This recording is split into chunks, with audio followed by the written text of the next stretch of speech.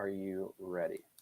And welcome to the Midday Show. I'm Jeff Everett. He is Mark Messina. And today we're going to dive into one specific topic. I think it's going to take up the 30, 40 minutes that we're talking.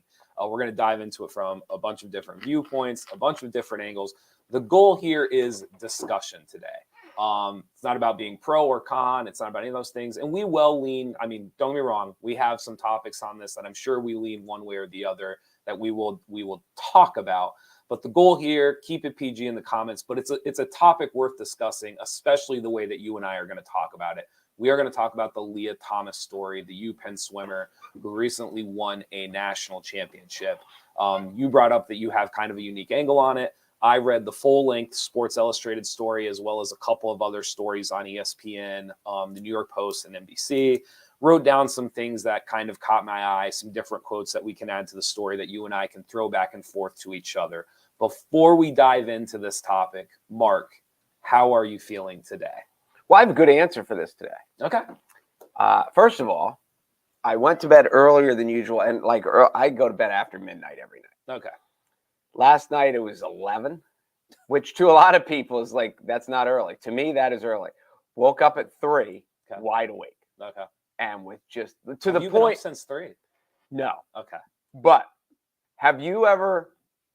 I was so awake. Well, of course, then I check my phone to see what time it is. Which that doesn't help at all. No. And then while you're there, and it was just one of those, like I woke up and I was awake. So I was like, okay, let's see what I missed. Yes. And have you ever been laying in bed at 3:30 and you're just like, I might as well get up now? All the time. Okay. I didn't. Okay. But I was like, I should. Yes. Because I'm just going to. So, and I had I was doing a Zoom interview with the radio station I used to be on in Baltimore at 8:45. Okay. So now I feel like that kid at school who's like, I got to get some sleep because I got to get back up. I got to get some sleep. So then I got myself all worked up. And then it's whatever time. And so now I go through and I'm like, well, it's time for, I'm just going to have to get up. So I start scrolling through my phone because he sent me the Zoom link. Okay. And now I'm just making sure I have everything. And I was like, did he text it? Did he email it? So I pull up my text and it's 8:45 tomorrow. Okay. So now that I was all worked up, I was like, oh, I don't even have to get up. And I think I was asleep in about 2 minutes.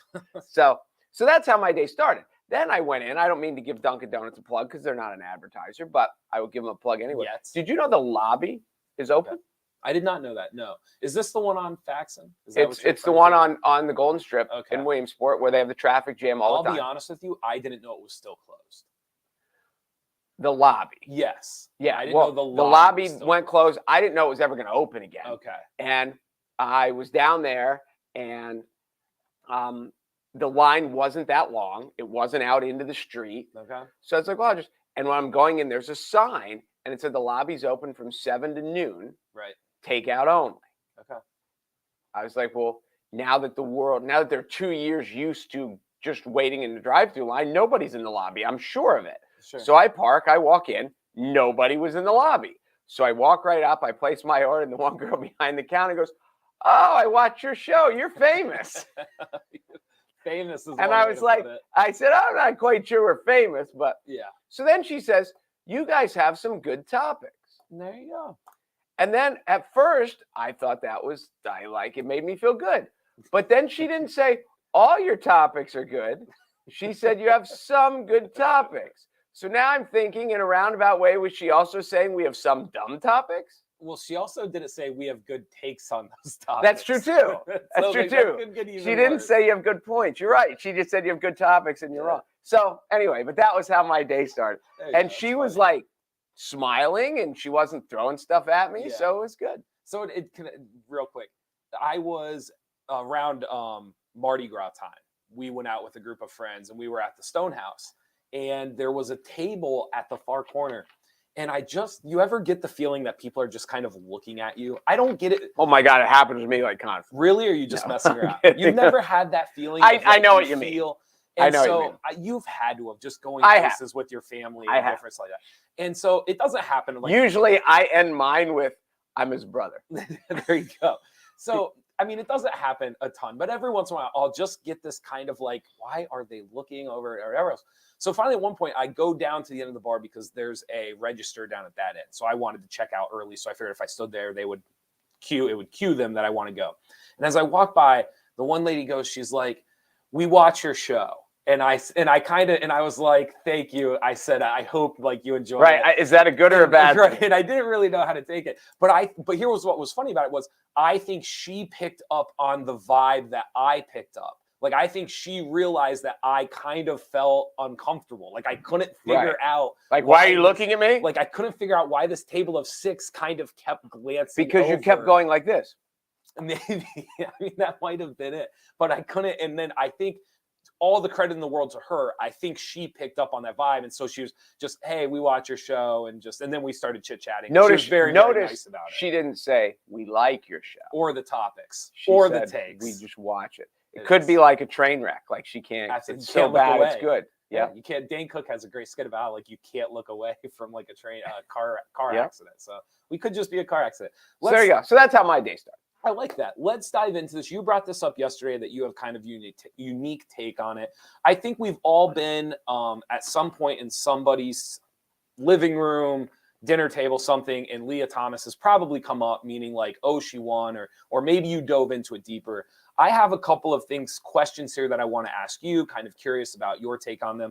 Most of them are more broader in the sense of like, what does this mean for X? And kind of diving into different angles on the take, not necessarily avoiding the transgender conversation, but just some things that I think don't always get, like, we don't always get to the meat and potatoes of this conversation because we butt heads so quickly when we talk with other people, because people might be so staunch one way or stuck in the other direction. So the goal that I'm having with you today and what I'm hoping to get to is like, we get to dive into some of these deeper topics that most conversations don't get to. Correct. And as you had mentioned, like, please leave the vulgar comments out of the chat room just for the sake of the people that are going to have to monitor the chat. Sure. You know, I know you're really, really funny when you're 6 beers into the evening and you're with your 4 guys around the camp. But we're trying to look at this from an intellectual, societal. It is here. It's going to continue. What does it mean for sports and society, NCAA, not just NCAA, but, you know, all kinds of youth competitions. Sure. And so, yeah. So can I take, let's 30 seconds. Get our big brains out. Here we go. So 30 seconds. Lia Thomas is an American swimmer, student at the University of Penn. They swam for the men's team for the first 2 years. Then they took something like that. Then they took a break right before COVID as they were transitioning. They now swim for the women's team at Penn. They won a national title recently. And again, I don't want to go through all the bullet points. I'm trying to dumb this down as much as possible. And now it has become sort of a national debate. I think that's fair to say. And do you want to start with your take? Do you want me to start with some of mine? Well, I think there's a couple. I think there's a sports side of it, and there's the societal side of it. Okay. And I have opinions on both. So do you want to, you want to do the sports first? That seems to be the simplest. So I have down the sports side of it. I have down the business side of it. Oh, I hadn't thought of that. Because whether the NCAA wants to admit it or not, it is a business. So there's a whole money, job, career aspect to this that I think most people don't. I hadn't thought of it.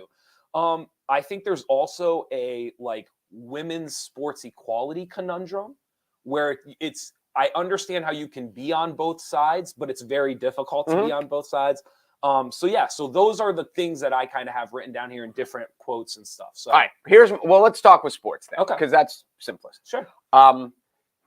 There are 2 types of competitions, basically. There are those that are where you're against yourself.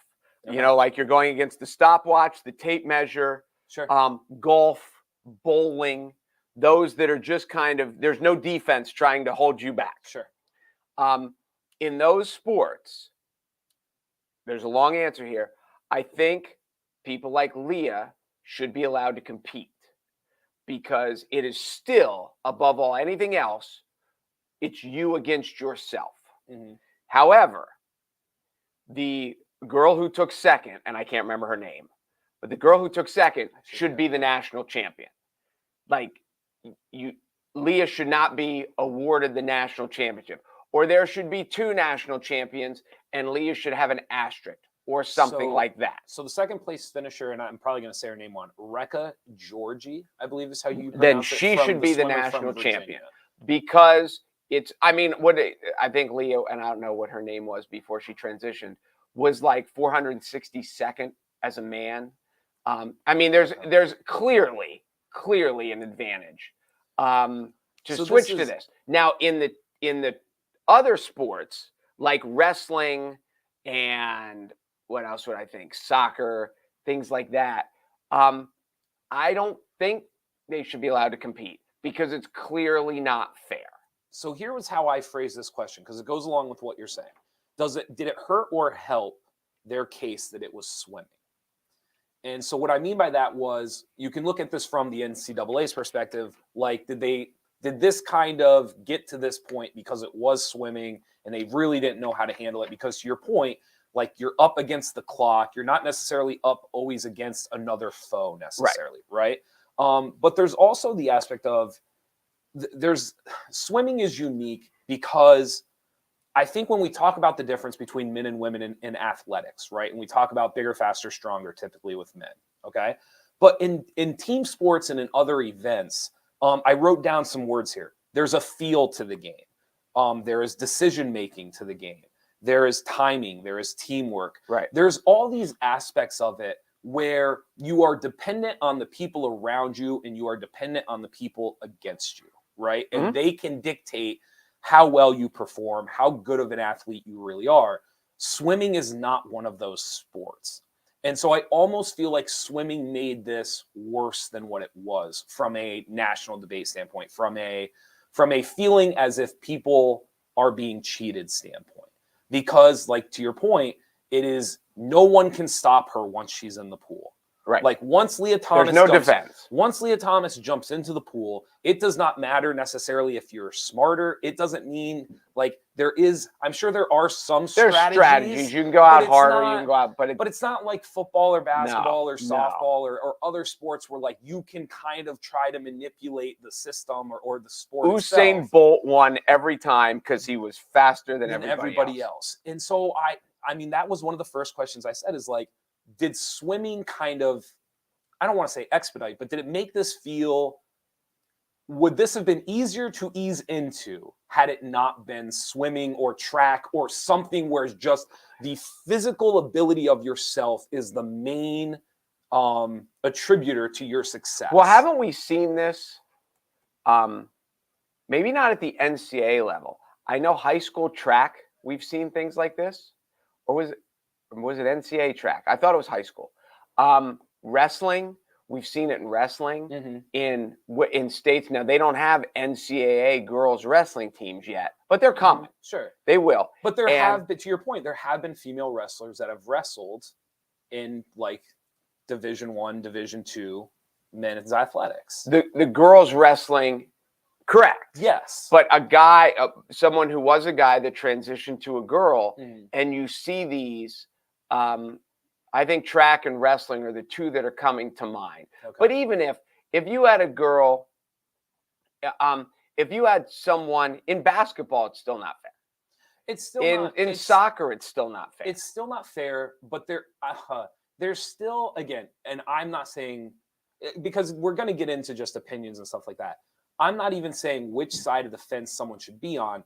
I'm just saying swimming just puts it in your face. I agree. Like when Leah Thomas is 13 seconds ahead of everybody, and there's nothing anybody she wasn't that far ahead, was she? She won by 13 seconds at a invitational. I believe it was the freestyle. Yes. Because this one she won by a second. This was when it was more like, it wasn't the Ivy League championships. Okay. It wasn't the nationals, but it was a regular invitational. Okay. And she was 13 seconds ahead of everyone. Which is good. That's very, very good in swimming. It's almost impossible to be 13 seconds ahead of people in swimming. And so, like, my point being is, if she's in an event or a sport where there's defense and there's teamwork and and she is blended within the flow of what is happening. I'm not saying she wouldn't stand out, but it's not emphatically in your face. Correct. It's Whereas more in hidden, the pool, but in it's your still lane, it's still I'm with you. still not fair. I'm with you on that. So that was one of my first questions was, did it hurt or help the cause of swimming? I think swimming was one of the worst possible events for this to happen in. I do. I mean, worst or best considering now that it needs to be addressed. Okay. So yes, it was purely under the spotlight. Sure. Like, this is her, and these are the results. Yeah, I'm with you. Now I will say this before I do want to clarify this. As I said, like, I think from a human rights aspect, she should be allowed to compete and participate. Just there has to be like the other girl should be national champion, and then the third place should be runner up. And and I do understand that in like golf, it doesn't matter because you can just keep sending people. Okay. In swimming and in track, where you have heats and you have the final heat, if she takes up a lane for someone who could win. And I get that. And I don't have the perfect solution to that. Maybe I would say that she can't swim in the final heat, that the top 8 have to be people who have a chance to win. Because if you're in the top 8, you're close, like you have a snowball's chance at least. And so yes, I do understand there's not a perfect system. And if society can, if you would never want to get to the point where you're running or swimming, the final heat of something, there's only 8 lanes, and you have 3 contestants who have transitioned from being a man to like, sure. So maybe keep them out of the final heat. And I could make that argument. Yes. So here, a couple of things to go along with your argument. There were a couple of transgender athletes that come out and said, in their opinion, the NCAA's guidelines, their qualifications for a trans athlete participating are not stern enough. Essentially, if you go through and you look at national competitions and national guidelines as far as like Olympic committees and stuff like that, their guidelines are almost twice as difficult for Lia Thomas to participate in than the NCAA's are. And I think that has to do with how long ago you transitioned. So they try to set time limits on it, because I was reading about this in the Sports Illustrated piece. They tried to set time limits on it. So actually, what a lot of people don't know about this issue, the NCAA actually punted on this, because you and I had talked about, right. I had said, like, the NCAA is so stern about certain things. And this thing, they were just kind of walked away from. They just kind of didn't put their foot in the ground like there were so many other issues. They actually punted this off to the national committee. I don't know the exact name of it off the top of my head, but they actually punted it off. And what happened was they came back and they actually had guidelines set. And then the NCAA came out and said they felt like those guidelines weren't fair. And so when the NCAA went back and adjusted them, it allowed Leah Thomas the ability to participate. Okay. So I'm not sure exactly why that was. Here's something else that most people don't realize. There was a video call that was going to happen like early February, like late January. And it was going to be the NCAA meeting with former Olympians, former NCAA coaches, like the who's who of swimming, essentially. And this video call was going to be them discussing and trying to figure out what they were going to do about this before nationals. And as that kept getting closer and closer, word got out that there might be a boycott of college swimmers who would not show up to conference and national swimming competitions. And they felt so strongly that those were valid threats that they actually punted it to the national committee. That's why. Okay.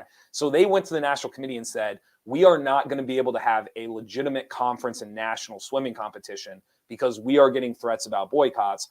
We need you to step in and tell us what to do and how to handle this. The national committee came back and said, here's the guidelines. Okay. Here's what we believe is fair. Leah Thomas would have missed it by less than 2 months. They said a 36-month transition, and Leah Thomas was only 34 months into their transition. Okay. Thus, the NCAA said, we are going to have an absolute crap storm on our hands if we accept these guidelines and Lia Thomas is 2 months away. Because essentially what they're saying is it looks as if the NCAA said, how far along is Lia Thomas in her transition? And they said, here's the number. We're going to put it 1 month away from her participating. And the NCAA, I think, panicked. I think they 100% said, everyone's just going to assume we put this guideline out there to keep her from participating. That's fair. And then they went back and they changed it so that Leah Thomas could participate. Here's what I think from a societal aspect. And this is the part that I think is interesting. Okay. Because the sports part it's hard. It really is hard. And it's, I don't. So anyway, I think societally, there is going to become a positive from all this. Okay. Because for the first time in a long time in our society, you are having far left people agreeing with far right people. Mm-hmm. And it is showing, because as you hinted at in your opening monologue, the far left is very socially liberal. Sure. So they are in favor of all minority rights, including women, including the LGBTQ community. Sure. And now you get to this, and by supporting Leah Thompson, I always want to say Leah Thomas. Yep, Leah Thomas. Oh, Leah Thompson's the actress. Leah Thomas is the. Yes. By supporting Leah Thomas, you are now, in a way, discriminating against all these other women, because those women are competing in an unlevel playing on an unlevel playing field. So there are, as we've discussed off the air, we know people, especially women that we have discussed this with, who are very women's rights, who are very, I don't know if they're left in everything, but they are very women rights oriented, who are saying that this is unfair to women, and Leah Thomas should not be allowed to compete, which is the same thing people on the far right are saying. Not even people on the far right, just people on the right, people in the center, people. So it is, I hope, now maybe this is a little Pollyannish, that this topic now shows society that you are allowed to look at every individual topic and have an intelligent opinion about it, and your opinion does not always have to align with your party, and you can disagree with certain things about your party and still be your party, and you can agree with people on certain topics that you vehemently disagree with on other topics. And I'm not talking about football teams and basketball teams and baseball teams. I'm talking about political human rights issues. And I hope, because this is the first one I've seen in a while, where you have very, very staunch left who are in agreement with people who are very, very staunch right. So I have two questions that go along with what you talked about. One of them, I said to you, this really is a conundrum for women's equality in sports. Yes. And I think we can get it. We'll get to that in a second. The one that I really brought up, and I thought this would be like the last thing we talked about, but it goes perfectly with what you just discussed. I have a serious question about this. Like, I don't know if this is even a transgender issue. And so let me just explain myself, because I think a lot of times, like when you stick your flag in the side of this, right, like whether on which side you are, or whether you think she should compete or not compete, most of the time when you read these quotes and you read what parents of the other swimmers say, when you read what the swimmers say, when you read the Kardashian father, right, the Olympian, I always forget his name. Thank you. Her name, I always forget it. Most of them have no issue with the fact that Leah Thomas is transgender. Correct. None whatsoever. Correct. And so I think the point that you're getting at, and why I asked the question of, is this even a trans issue? I think there's, what people are realizing is that there can be a clear separation between the two. There can be a separation between talking about transgender rights and equality, but also talking about like the sanctity of sports and like women's rights and everything they've fought to get to this point. And like you can separate the two conversations that like even a year ago, 5 years ago, I don't know if you could talk about it that way. I don't know if a year ago you or I could have gotten on here and had this conversation without people just immediately assuming that we're transphobic. And so like the more I read about it and the more I read quotes and stuff, here's some of the quotes that some of them said. This is the USC swim coach, Dave Salo. He said, "We need to be able to talk about these issues in a way where people don't think that we're going to get torn to pieces personally or professionally over this. I'm sure Leah is a great woman and will be a great woman. And I'm sure she's genuine with the reasons why she wants to swim. But we have to be honest about the physical advantages she has. And it has to be okay to say that out loud or at least discuss it." And Very well said. Who was that, the USC coach? That was the USC swim coach. There was another Penn parent who said, "Leah is a human being who deserves to be treated with respect and dignity, but I don't think it's transphobic for me to say that I disagree with her." And so I think, like to your point, we're getting to a point in society where, like, that part, disagree with her. Yes. Disagree with what? Disagree with her swimming. Oh. Disagree with her getting the opportunity to participate. Yes. Yes. And so I think to your point. And that's why I said, I think she should be able to participate. Sure. But because she obviously has a clear advantage, she shouldn't be the champion. She should not be able to take the championship from someone else. I hadn't thought about it from that perspective. I have to chew on that one.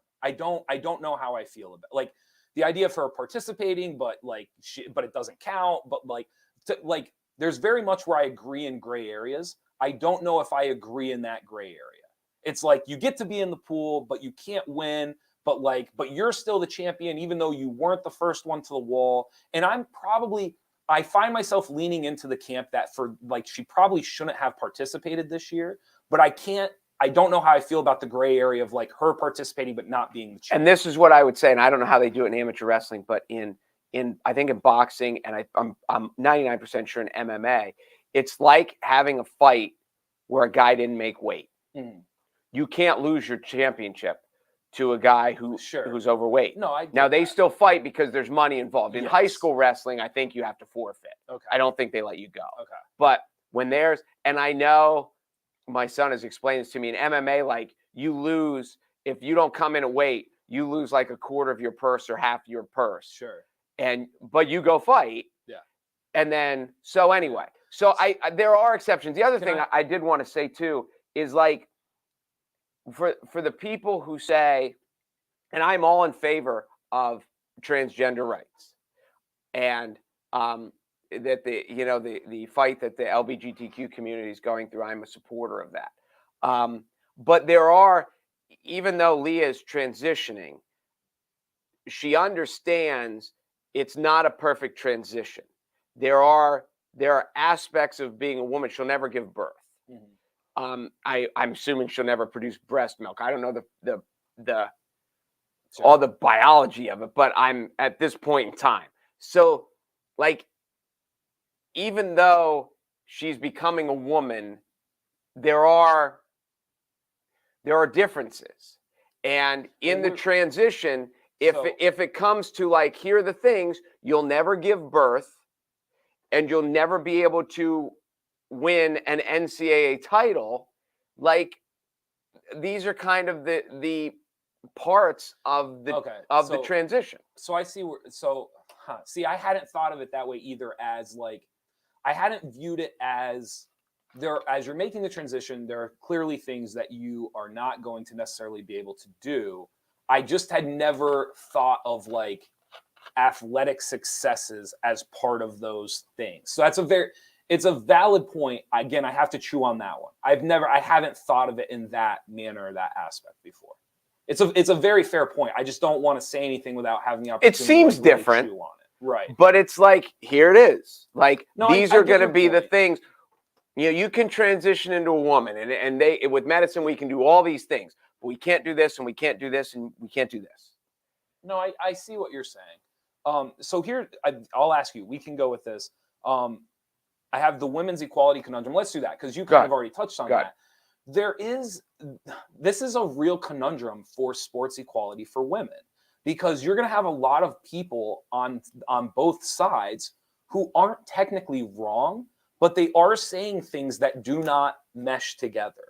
And so there's going to be this idea of, we just went through the U.S. women's soccer team and how they getting equal pay, right? And you and I walked through about how, like, I don't really know if I agree that they're not, like, they had a contract, they signed the contract, like they were offered the same deal as the men, they turned it down. Like, I just didn't know if I necessarily agree with that.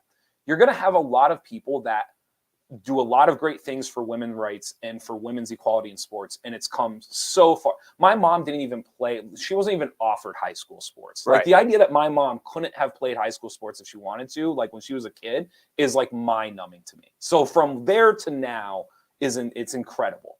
But those same people are going to be the people that are going to, like, say Lia Thomas should not participate in the national championship. Like, she should not get to be a part of that. But in the same breath, like, they could be an LGBTQ supporter, right? Like, they could be somebody who is fine with her transitioning and fine with her being a woman, and it doesn't affect their life and it doesn't affect their opinion on her at all. And I find those two positions very, very unique, that you're going to have people saying both sides, but they don't really mesh well together. Because it's not a societal issue. It is a competition issue. Okay. No one would complain if the transition went the transition went the other way, and a female transitioned to a male and then wanted to swim against the men. No one would complain. And societally, it doesn't really matter. But competition-wise, there's no advantage. But isn't there? Okay, so let me rephrase this then. There are certainly people who believe they take women's equality in sports a step further, like the equal pay issues and things like that. Title IX. Yes, and this is very unique because by arguing that Lia Thomas should not be in the pool with these women, which again, I personally don't think she should have been able to participate this year. Right. On the flip side of that, though, anybody who thinks that a woman's swimmer, right, or any other aspect should be paid off of the fact that they're just doing the same event as the man, right? Like, their sponsorship money should be the same, or that's a very hypocritical viewpoint, because it's hard to say that both of those are correct. It's hard to say that Lia Thomas can't be in the pool with a group of women, but then if the WNBA isn't bringing as many ticket sales in, or it's not as popular a sport, like, it's hard to have those two positions. But the only place you have that argument was soccer, wasn't it? Soccer, WNBA has been hitting it really hard. The WNBA. What are they saying? They should get paid more? So the WNBA has some issues that I agree with. Like, they have owners that are cheaping on flights. There's like a bunch of stuff in the bylaws that say, like, they're supposed to get this many flights when it's this far away, meals, different things like that, and the owners are just skimping. So some of that's very, very fair. However, you also have some that are like, we have to go to Russia and play during the summer just to, like, make a full-time income of it. But a lot of that is just like, people aren't necessarily filling up the arenas when you come to play. So I don't think that means you should just necessarily get equal pay I haven't heard an NBA complaint. Now, if it's stuff in their contract that they're supposed to get that, then those are simple things. But yeah, I don't think in golf, in women's basketball, I'm trying to think where else it would be. Tennis, that the women almost make more than the men. Like, some of the women's tennis events, it might. I don't know if I told you that, but it might. Okay. Because in Europe, the world's just different. That's why. I'd be shocked. I wouldn't be shocked. I'd be curious to see what these people make, the Sue Birds of the world and that have gone to Europe and have gone every winter. More than they make in America. They make way more than they make in America. Sure. But it's a different. They don't have football over there, so it's like they have football, but they don't have American football. So, like, what do they watch? And they don't have baseball in Europe. And if you've ever watched cricket, oh my God. Yeah. So I find that. I think there's one side of this argument that they're almost arguing against themselves by saying, like, Lia Thomas has an unfair advantage, but yet everything else should be equal. I don't know. I find that it's a very interesting conversation that I would love to have with people and the higher ups of women's sports. that's the part where we have to get away from what does my political party say, and I need to align with the political party. Did you ever see? Did I show you the thing they did on Saturday Night Live? And they kept showing the clips of societal hypocrisy, which is like, I think it was like a Jeopardy game kind of. And they said, they gave a slogan and you had to say whether this was Republican or Democrat. And they were like, my body, my choice. And they're like, Democrat. And they're like, oh, what about the vaccine? And then they're like, oh, now all of a sudden the Democrats aren't my body, my choice. They're like, mandate the vaccine. And then they're like, blue lives matter. And they're like, oh, that's the Republican side. And then they're showing pictures of the attack on the Capitol. And they're like, oh, apparently these blue lives didn't matter because as we're trampling them. So there's all kinds of this, like we just align to our party, even if we're hypocritical. And now this comes. Yes, you can't blanketly say that everything should be equal and then it's not equal. The blanket statement is a good way to put it. But I find, again, I find that conundrum, just like the pro women's sports equality issue, I just find the conundrum with that. This is one of the few times where, like, if you just look at the blanket statements, like, there is very much a contradiction. It's very difficult to see the same person saying the same thing. Well, and I think I have trouble finding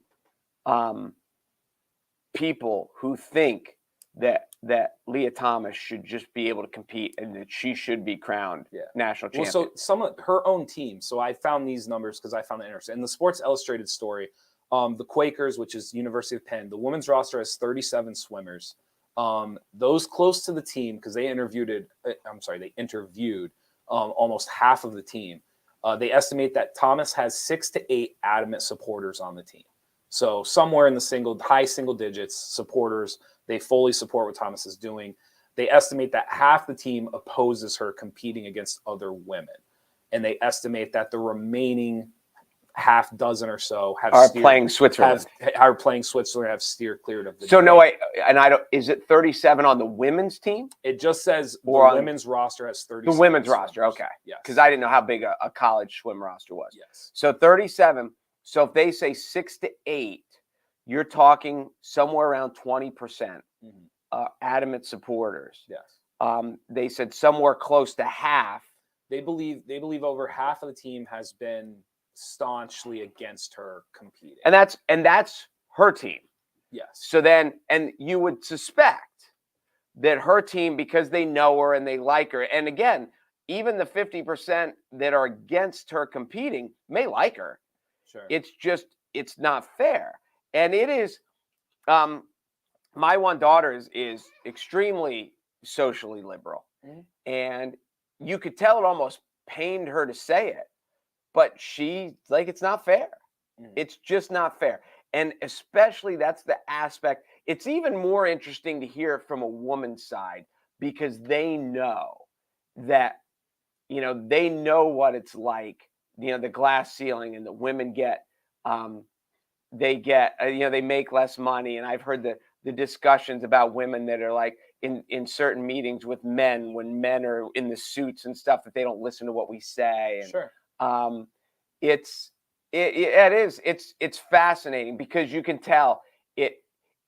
Some of them feel it hurts them to the core to say it, but I don't want to say the truth is so obvious, but there is such an advantage. I saw somewhere as a man, Leah was ranked 460th in the country. And then as a woman, she's winning the national title. Right. You can't argue that there's an advantage. Sure. This was kind of like the last, I have a few other notes, but this was kind of like the last, like, general themed question I had. First, and it's going to lead into the business part that I brought up earlier, but the first question was like, does winning matter? I'm curious if people would care this much if she finished 8th in the Ivy League. And now, because it makes the story better. But see, I think to your point, and you brought this up, she is to most people, she is taking a spot from somebody. Correct. So it doesn't matter if she wins or not. It's the idea that somebody else is sitting and not swimming when she is. Yes, and I do get what you're saying, but it just makes for a better story. Like, if there's a blown call So you don't in think the people, last 2 seconds hold of a on, so game, you, in a tie game, people care. If you're down 12 and they blow the yeah, call, nobody cares. I get that. But so what you're saying is that you don't think people would care as much if she finished last. Like, does winning No. really matter with this story? Winning amplifies the story immensely. Okay. See, I don't know if I agree with you. I don't. You think immensely. So? I think it amplifies it. I don't know if I would put the word immensely afterwards. And immensely, such a cool word. Okay. It's one we should use more often. It's okay. So here's the last part, and I said this before. I think if this is part of the NCAA's gotten away from this a little bit with all amateurism, and now like college athletes can be paid and everything else. This is the aspect of it where I'm not saying Leah Thomas should apologize. I'm not saying like it's her duty to like repay it or make things right. The NCAA, the part that gets lost in all of this is every time that someone dives into a pool, somebody's job is on the line. Whether it's a swimming coach, whether it's somebody's future career, whatever it may be, somebody's money, their family's income, somebody's professional job is on the line. And I think there's a whole shift in this that wasn't discussed. The girl who got second from Virginia, her entire life is different forever if she is the NCAA champion. And that's why I think she should be champion. Whether it's sponsorships or running camps or swim teams or like travel, whatever it is, her whole aura and branding is completely different. Well, and the same thing with a coach. Like, these coaches are paid employees. This is their job, their career. Mm-hmm. And so like if like Penn finishes third, some team fell out of the top 3. And some coach now on his resume, it no longer says that that him or her was the finished top 3 for so many consecutive. Because when you're a coach, that's what matters. Like at the college ranks, that's how you keep your job. That's why I think that Leah should have been allowed to compete against herself and against the stopwatch so she could set a personal best or whatever. But in the standings, she should not have ranked. Now, I will say this, and I said this earlier, 20 minutes ago, that the girl who took second should really be the national champion, and she should have all that. When you want to go to a purely business side, the girl that took second, in a lot of ways, is going to end up being more famous than all the other girls that win. Completely disagree. I don't. Completely disagree. What's her name? I am the one. Yeah, but I don't know. I will say this. I have heard her name more than I've heard any other national champion's name. Men, women, swimming, any of them. I did. Well, maybe for you, that's the truth. But for most, like when Kate Ledecky wins, like people hear Kate. Well, they know her because she won the Olympics. No, but they knew her when she was going through college. She was setting every single record. You may not know, and I get other people did. So let me ask you this. Of all the people who just swam in the NCAA, 2 of them have opportunities for book deals. Leah and the girl she beat. Nobody cares about anybody else. I won the 50-meter butterfly. I'm going to write a book. But you're I'm not trying to start a fight with you. You're wrong, though. You're wrong because every girl on that Penn swims team could have a book deal tomorrow. There's not one Penn swimmer right now that if they wanted to have a book deal, they couldn't have it. Okay. So her whole team and the girl that took second. I'll give you that. I will give you that. Okay. So there's more than just 2. But I still think just winning it, branding, this is how you become a national, like I'm hosting a swim camp, like I'm hosting a whatever, I'm making instructional videos, I'm doing whatever. This is how you become a national champion. And she is not a national champion. Like that, the second place finisher will never be able to brand it that way. And so there's just a whole business aspect to this that, again, I'm not saying Leah Thomas should go and apologize to everybody else because they're going to lose out on money. Like, I'm not implying that, but I do wonder, like, those are the ramifications that I do wonder if it even crosses some people's minds, if it crosses Leah Thomas's mind, if it crosses UPenn's mind. Like, I don't think they even realize the ramifications of what they're doing from everybody else's career side, business side, say money on the table, like all of those things. Like if I'm a swim coach in the Ivy League, like I have to really consider the fact that like my career for a split second, like could have shifted because Lia Thomas participated in these events. And I agree. And that's, again, why I said that she shouldn't be able to place. The other question is, and again, let me reiterate that. I agree with everything you just said. And that's why I said the winner, she should not be allowed to win, take second, take third, take fourth. If they want to let her swim against the clock, that's great. I also wonder how many people are happy that all publicity is good publicity, almost. And people this time of year, we wouldn't talk about women's collegiate swimming. There are people all over the country talking about women's collegiate swimming who never would. And getting it into the news is it better in any way? It can't be worse. I don't know. I only because like you and I just talked about this for 45 minutes and swimming was 30 seconds of it. Like how much did we actually talk about swimming? No, but the whole thing is around the sport. I guess. Yeah, maybe. I don't see it, but your sentiment is taken. I don't know if again, we just and talked, I don't know we if just it talked does for either. 45 minutes and we didn't say freestyle, we didn't say backstroke, we didn't say medley. Like we weren't talking about swimming. But we were. But I get what you're saying. Yeah. We're talking about the other ramifications of it around it. But it is like we weren't talking, this wasn't NCAA women's golf. Yeah. It wasn't NCAA women's, track. Sure. It was swimming. So no, I get it. Here's the last thing, because then we have some people wrote some questions out. I think we should go through the questions here in the comments. There's some good ones. But before we do that, the last thing I had down here is just Leah Thomas in general. And I don't know Leah Thomas personally. I'm sure you've never met her. So I say all of this with, a grain of salt, a foot in my mouth, whatever expression you want to use.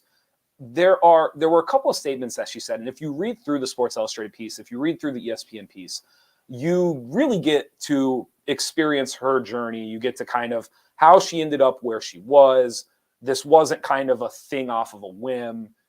This was something that she felt like she had been going through since she was 15, 16, 17 through high school and then into college.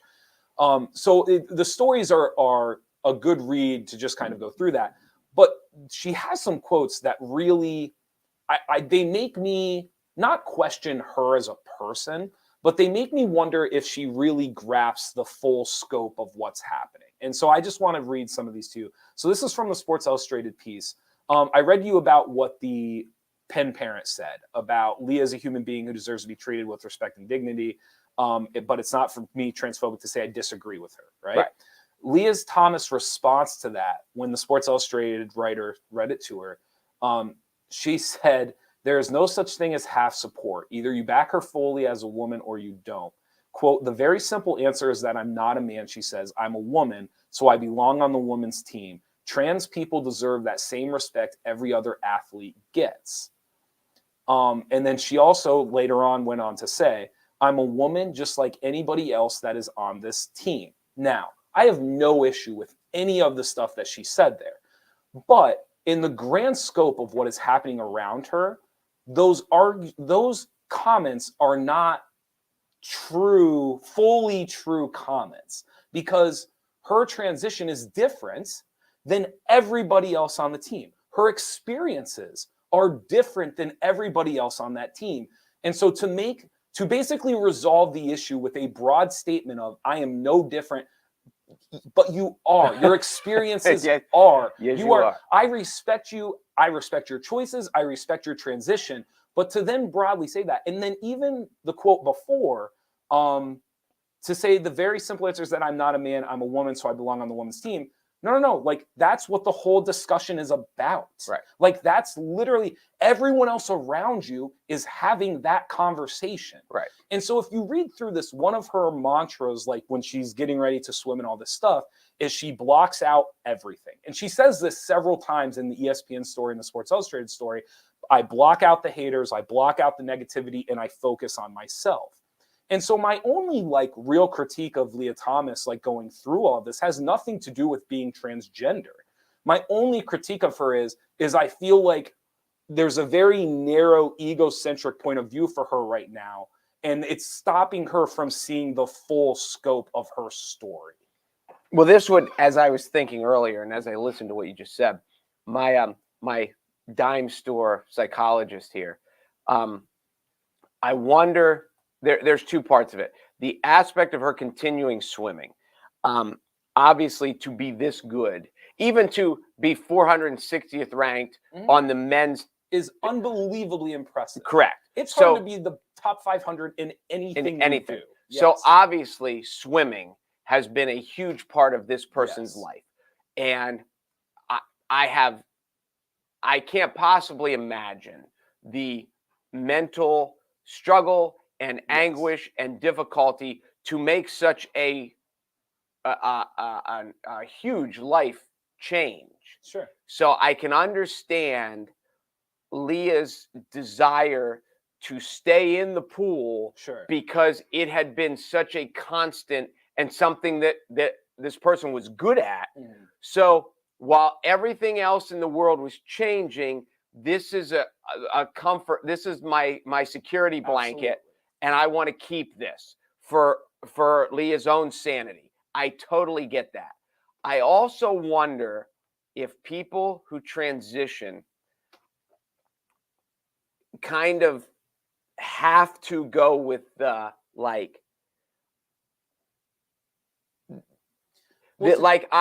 almost, as she's saying, like, I was a woman all along and I was just in the wrong body and I'm a woman. And do they have to do that mentally to stay, and not of the, well, I used to be this and I used to be that, and I possibly. I mean, you're going into something that I have zero experience in. I don't feel comfortable enough to say one way or the other. I have zero experience in it. When I'll just finish this in 15 seconds. When I heard her say those things, you just read her quotes, and the rest of us are like, well, of course there's a difference. It's almost like these are the things that she's coached to say. These are the things that are, hey, you're a woman, you're a woman, you're a woman. You're not a man. You're a woman. And they do it for the psychological adjustment to believe, because it would be an incredibly difficult thing to be wishy-washy about it. But I don't think there's anything wishy-washy about her, actually. No, and there obviously isn't. No, none whatsoever. And so, like I said, like, my only critique of her actually has nothing, like, after reading these stories that are very in-depth, like the Sports Illustrated piece is fantastic. Like, it really, you get the full, and they do a great job of kind of straddling the fence, and it's not pro Leah Thomas, it's not anti, like, they're just kind of like, here's what's going on, and here's what she says, and here's what other people say. There's nothing wishy-washy about it. It's just funny to me that my only critique of her almost has nothing to do with the transgender aspect of it. My critique would just be, right now it feels as if, and maybe it's too difficult to look outward, but right now, like, a lot of the stuff you and I talked about today, to her, there is no, I don't even know if she's considered it yet. Like, I don't. Correct. I wonder if 10, 15, 20 years I was going to say, when she's 45 years old. I don't think she'll regret doing it. I don't think she'll regret the transition. I don't think she'll regret any of the individual choices she made. I do wonder if she'll look back and go, I never thought of how that could have affected the girl from Virginia. I never thought about how that could have affected the person making choices on a coaching staff at the opposing. Like, I wonder if she'll take a step back for a second, because right now, reading those quotes and looking through it, that is not the case. This is a very personal, individual journey, which it should be.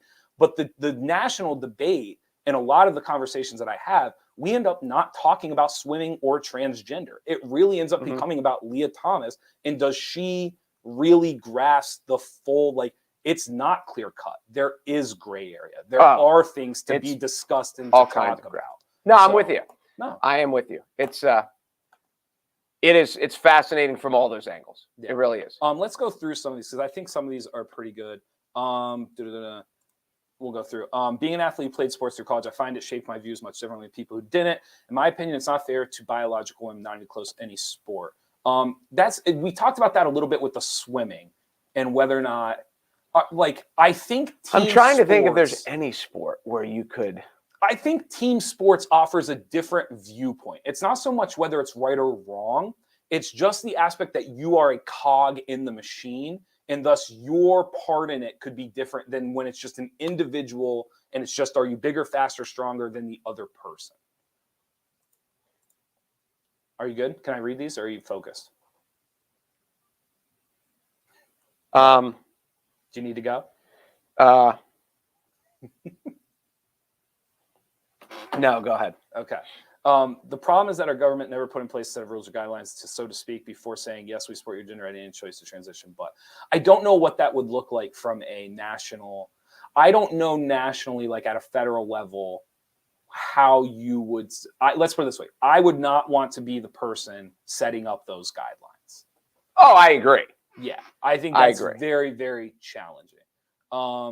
Heather brought up a good point. I think this would be less of an issue if she would have started college competing on the women's team and not switched from the men's team mid-college. I think it certainly would have helped for people's own perspectives and psyche. I think it certainly could have helped. I think it would have helped slightly. But anyone who transitioned from a man to a woman, the numbers exacerbate it now. That as a guy ranked 462 or whatever. Sure.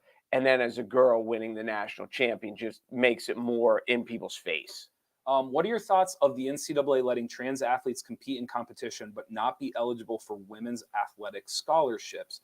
My initial gut reaction is that could end up being worse, because now if there's a really good transgender swimmer, you could add them to your team without using any of your scholarship money.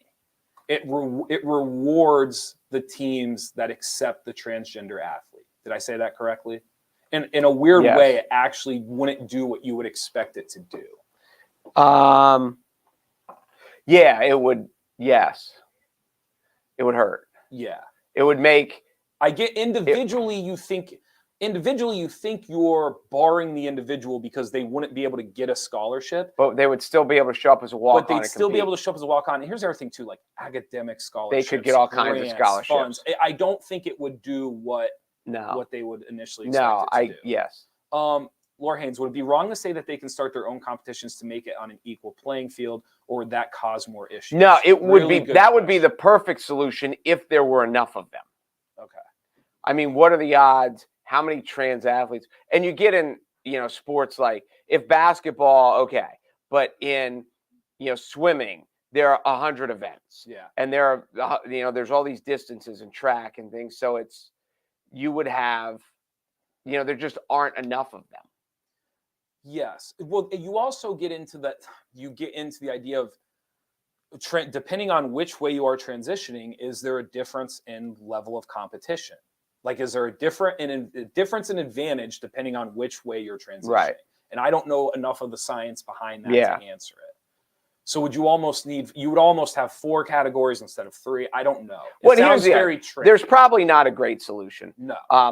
And I just think that's why I think in the transition, if the NCAA just comes out and says, no, it's just unfair, are there going to be people that complain? Yes. Sure. But I think there's going to be 97% of the people who are like, they're right. It is unfair.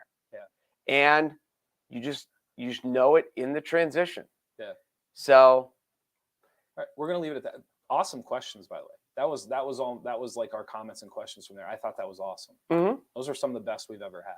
It's good. I can't believe we got an hour out of that. But there's so many angles. Surprised we got an hour out of that? I mean, yes and no. Right away when you said we're going to get 20 minutes or half hour out of this topic, I was like, ooh, maybe we won't. No, we definitely. And I still hope.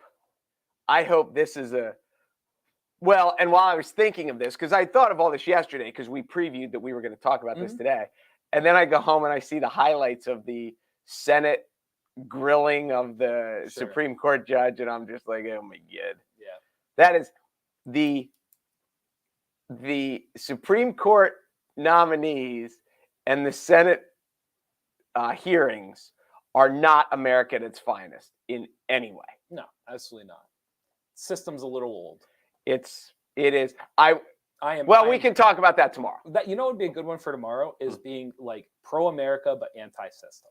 Because the system, because I can love this country and I can love a lot of the things that it represents, but I can also say that a lot of our systems are antiquated and a lot of the way we do things are very antiquated. There are not a lot of things in this world that were created over 250 years ago that we just look around and go like, this is how we've always done it. And we just kept doing it that way. Yeah. No, I'm with you. If we would have done that, we'd still have horse and carriages, and the car wouldn't. We still have horse and carriages. We do, but you get my point. It's romantic. When you and your girlfriend go to New York City, you can go around in a horse and carriage. Yeah, but that's heck. You can do that up home. The ironic part is, how would we get to New York City? Okay. In a car. Valid point. I get your thing. Well, like I said, you can do it in Blossburg. No, that was what? Horse and carriage. No, there's no horse and carriages in Blossburg. None? None. You don't have any horses? There's way more in like Lewisburg, Mifflinburg, way more horse and carriages. Nobody has horses in Blossburg. I'm sure there's people who have horses, but like no one's riding around in a horse. Well, and carriage. but they have one for the you as a kid. So does Montoursville. Like, what's as your a point? kid, you didn't go on hay rides. I'm sure I did it sometime. Oh, but someone were behind a tractor. Yeah, I don't remember exactly. All right, I'll give you that. By the way, you do realize you're from Montoursville, right? I do. Okay, just making sure, as you're making fun of me for horses and tractors, you are from. It's always funny when I drop when people move in town, I tell them they're moving into the big city and they laugh. When Mike first signed in Baltimore and they're like, "How small is your town?" I said, "We used to have 4 red lights. Then we put in Walmart. Now we have 7." Yeah. And they're just like, "You're kidding me, right?" I was like, "Oh no. They were all on one street. Now these are on another street. That's it." Yeah. So yeah, it's a good point. Yeah, people, we're not. Okay. We're certainly not big city. Hey, well, that was perfect. I enjoyed that. There we go. I thought that was a good way to talk about it. Brilliant. Brilliant, I say. Thank you guys for watching the Midday Show. Be sure to go to NorthcentralPa.com for all of your local news. All right. We'll see you. All right. We'll see you guys tomorrow. I'm Jeff Everett. He's Mark Messina. Thanks for watching the Midday